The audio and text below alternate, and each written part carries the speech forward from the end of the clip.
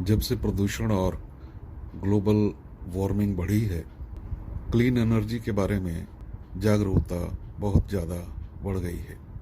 रोज़ इस बात पर रिसर्च किया जा रहा है कि वाहनों में किस प्रकार के ईंधन का प्रयोग किया जाए कम से कम नुकसान हो।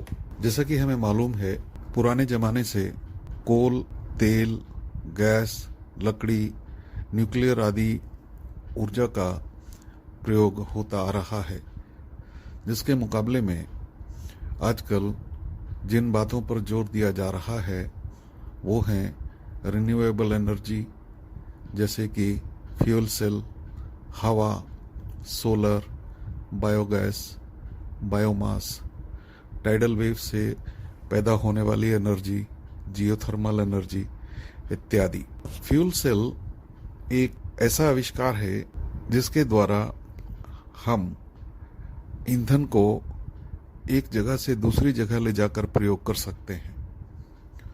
इसका जो सबसे बड़ा प्रयोग है वो आज हम देख रहे हैं लैपटॉप में, मोबाइल्स में, और जिसका नवीनतम उदाहरण है इलेक्ट्रिक व्हीकल्स में। जहाँ तक वाहनों की बात है, प्रदूषण फैलाने में इनका काफ़ी बड़ा योगदान है।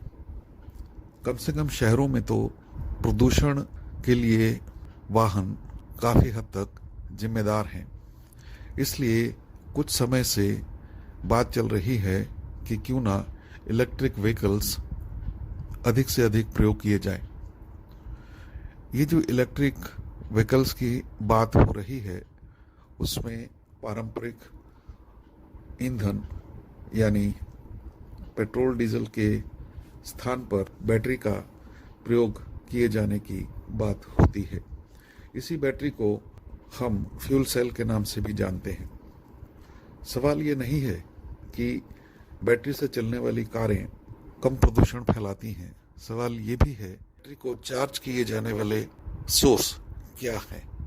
यदि बैटरी को चार्ज करने के लिए पहले ही प्रदूषण फैलाने वाले स्रोत का प्रयोग किया जाएगा तो आपका पर्पस डिफीट हो जाता है। फ्यूल सेल्स इस बात पर निर्भर करते हैं कि उनमें किस प्रकार का इलेक्ट्रोलाइट है। इलेक्ट्रोलाइट एक तरह का लिक्विड है जिसके थ्रू करंट पास हो जाता है। स्पेशली इलेक्ट्रिक सेल या बैटरी में फ्यूल सेल कई प्रकार के आते हैं।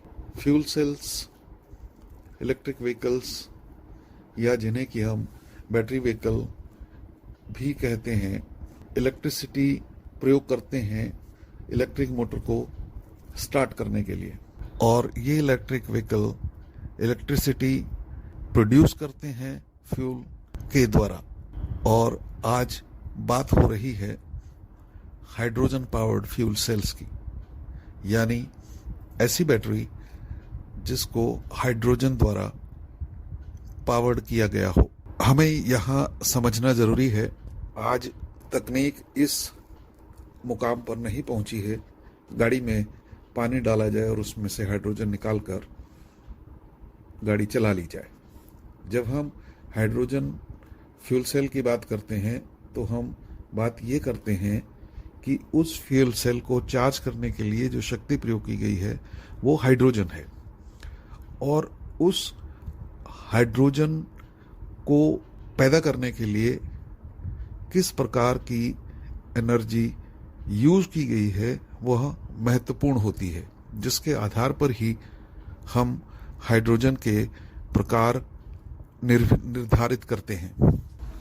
सिंप्लीफाई करने के लिए इस तरह से समझा जा सकता है कि हाइड्रोजन पैदा करने के लिए जो भिन्न भिन्न प्रकार के स्रोत प्रयोग किए जा रहे हैं उनके आधार पर हम हाइड्रोजन के रंग निर्धारित कर रहे हैं।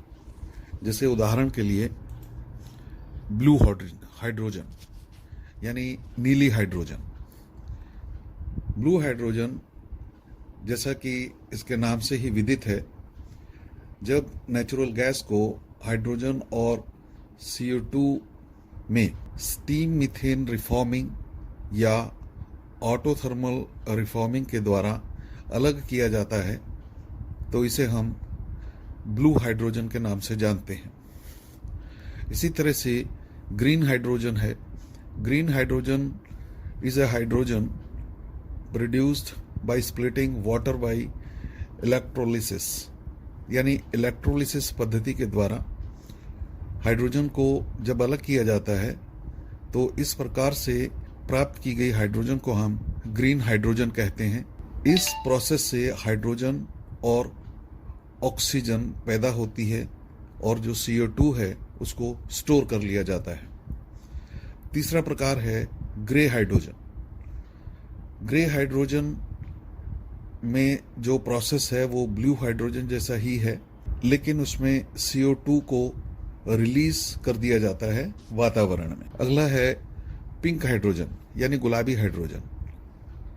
गुलाबी हाइड्रोजन हम उस हाइड्रोजन को कहते हैं जिसका पावर सोर्स न्यूक्लियर एनर्जी है। और अंत में येलो हाइड्रोजन यानी पीली हाइड्रोजन। पीली हाइड्रोजन में हम पावर सोर्स सोलर प्रयोग करते हैं। इसमें ग्रीन हाइड्रोजन की तरह हम रिन्यूएबल एनर्जी के कॉम्बिनेशन का प्रयोग नहीं करते, जैसे कि ग्रीन में हम सोलर और विंड इत्यादि का प्रयोग कर सकते हैं।